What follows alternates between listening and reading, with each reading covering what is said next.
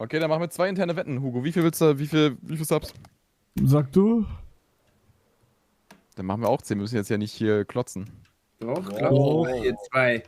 Hä, ist Hugo? 50. Du willst so Hugo, 50 Subgifts. Ja? Hä?